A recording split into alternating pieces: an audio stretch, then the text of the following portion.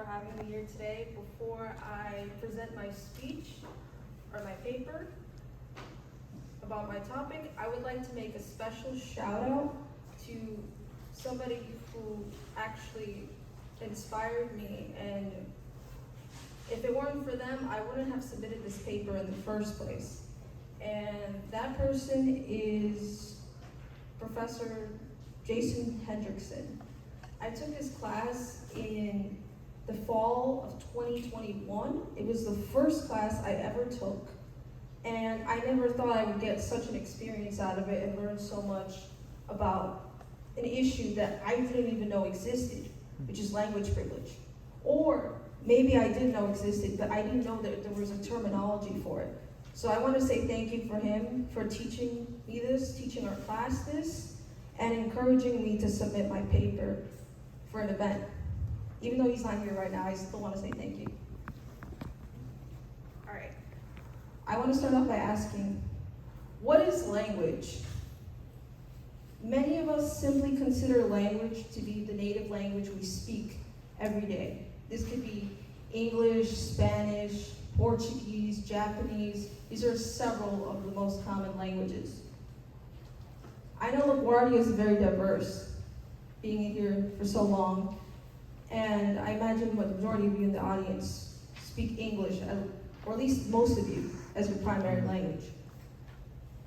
Another question I'd like to ask, what is privilege? Many people consider privilege to be the advantages certain groups of people have, amongst others. This could be in terms of gender, race, socioeconomic status, or another type of class. However, privilege also exists within language, specifically within English native language speakers. But what if I were to tell you that language is more than just that?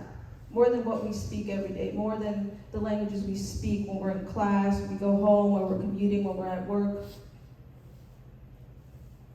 Language is an essential tool used every day to communicate our thoughts, ideas, dreams, feelings, and anticipating actions to others.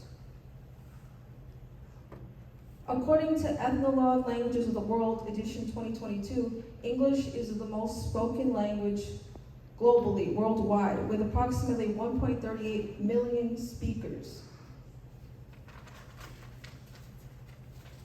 It is more powerful and essential than, it's deemed more powerful and essential than other languages. Because of English's status and power, native speakers naturally, whether they like it or not, exercise privilege over foreign learners of the language in life. Unfortunately for foreign speakers, native English speakers tend to abuse this privilege and discriminate against other foreign speakers that do not hold the same fluency as them. Language discrimination has negatively impacted non-native speakers in many areas, including workplace discrimination, the publishing industry, society's perception of the individual, and even the evaluation of a professor's performance. Let me begin with accent discrimination. A heavy, noticeable accent puts foreign speakers at a significant disadvantage amongst other applicants when seeking job employment. Accents are usually a strong indicator of how fluent someone is in the language, and they reveal whether or not that person is a native speaker or not. But it's also more than just that. When you hear someone's accent, you hear their ethnicity, it's part of who they are, it's their identity. According to Professor Amarita at the University of Maryland, employers negatively associate Spanish speakers with legal status as follows: that the more likely a worker is to be undocumented, there indicates a higher risk for labor turnover. In other words, Hispanic immigrants are more likely to be marginalized, and as a result, they have difficulty obtaining employment because they are part of a different demographic and have a different dialect. There's more to why native speakers discriminate against foreign speakers of the language. And having a foreign accent is only a small part of the bigger picture here. which is discrimination based explicitly and solely upon ethnic and racial background. Since English is the most predominantly spoken language globally, many media gets published in that language, such as international scientific journals, which pressures more foreign scholars to publish their research findings in English, regardless of how fluent or experienced they are in English. Given how difficult it is for foreign speakers to publish in a language other than their native language, these scholars face even more difficulty writing their findings clearly and fluently to meet the notion of quote-unquote standard English. According to Flowerdew from Journal of English for Academic Purposes, he argues that if these people were to attempt to publish their findings, their efforts would most likely face rejection and turmoil. Thus, non-standard English may be perceived as indicative of some negative characteristics, such as laziness, a lack of education, low intelligence, etc. But at the same time, being a non-native writer is not something one is naturally brought up with. It's not something one can adopt or discard as well, which Flowerdew emphasizes, makes a great point. Inevitably, the strength of a scholar's efforts or reputability of their research alone is not enough to be considered for publication. International scientific writing journals also consider fluent writing a vital component in deciding if that scholar's work gets published or not. Remember, the writing, not the research, not how good their sources are, but the writing itself. For foreign scholars who put time, effort, and all their energy into their projects, their work becomes automatically viewed as illegitimate for their lack of fluency and poor writing language, which they do not have much control over, being that English is an additional language for them. It's not their native. It's especially alarming when science is a field that should pay first and foremost attention to the quality of the research and not just the language fluency, even though that can be a component of it, but it shouldn't be the sole focus.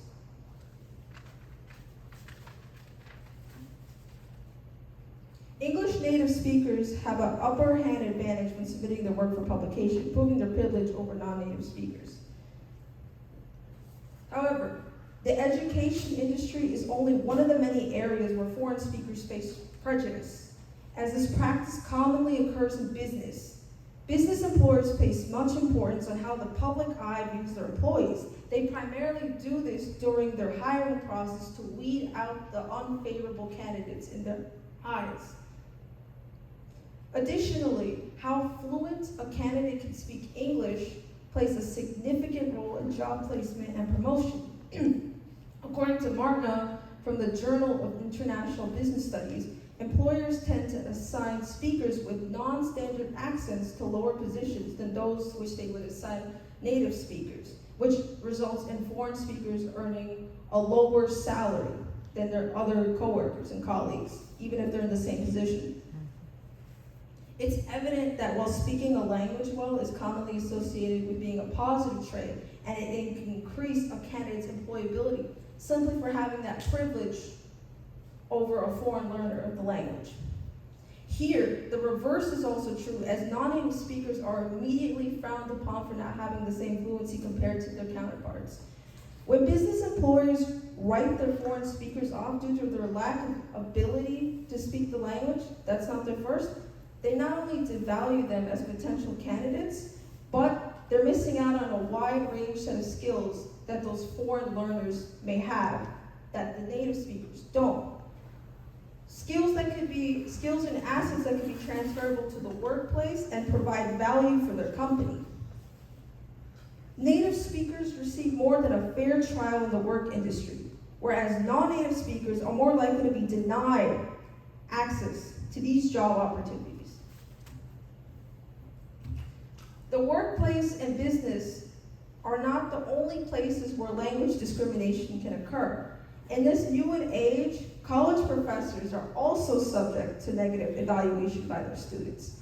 Many undergraduate college students often complain that foreign professors with heavy accents are difficult to understand, which affects their ability to teach a class properly. Steve Tiralou from the Cambridge University Press argues that undergraduate students who complain about their instructor's accents are likely rejecting the responsibility to communicate with their instructor. From here, what he's saying, it's clear that the root of a student's complaint about a foreign professor's accent being difficult to comprehend may be actually less about the student's frustration with understanding that professor in the lectures, but instead it could actually reveal a racial and unjust bias against that professor or instructor's native tongue. Students can take advantage and use a professor's lack of fluency as an excuse to criticize the professor's performance as a whole. The reality is that most students are not willing to go out of their way and communicate with the professor, or put in the necessary effort to do well in that class. In addition to these findings of discrimination against foreign professors found under the comments of Rate My Professor, this is a site I'm sure many of you are familiar with that grants students the space to evaluate their professor's performance based on several factors. Reed discovered that Asian instructors received lower numeric ratings than white instructors, with language likely playing a role. The ratings here reveal a strong societal preference for white instructors and contempt for Asians in the classroom. It goes to show again how language is not the first factor taken into account when students judge an instructor. They also first see race. Because through language, we also see race. In all fairness, a professor's performance should be evaluated on relevant factors, such as teaching, their style of teaching, the character, and how they manage a classroom. Foreign professors with noticeable accents are more likely to be victims of being evaluated unfairly based off of their fluency. Ultimately, people who speak English as a second or additional language are more prone to facing discrimination in different areas of life, such as gaining employment in the workplace industry, consideration for publication, language comprehension, being evaluated as a professional, and society's overall perception of that individual is just shaped by the language. When English native speakers possess privilege, they also deprive foreign speakers of equal opportunity to succeed in the same areas. The achievement of foreign speakers are overshadowed by the privilege and significant advantage of native speakers, even if they are just as great or greater in comparison. This negative stigma that surrounds foreign speakers is harmful and often discourages them from continuing their pursuit in further learning and improving their English.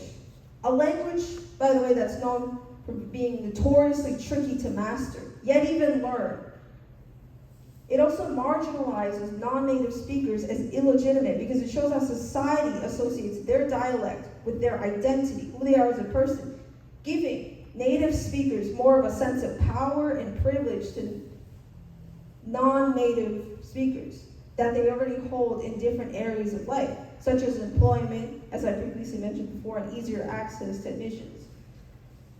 This leverage shouldn't exist in the first place. The point of language is to communicate our thoughts and ideas to others. If non-native English speakers can do this just fine, then their English is not technically broken or incorrect, rather a different dialect or variation of that language that is still valid. A solution. I'd like to point out first that having privilege isn't necessarily a bad thing, but it's our responsibility as native speakers or people with privilege to check our privilege, acknowledge our privilege, and not take it for granted, knowing the disparities that foreign learners face, as well as look beyond accents and fluency and native tongues as a deficit, and instead see foreign speakers for who they are as people, their lifelong work, their achievements, their characters. Thank you.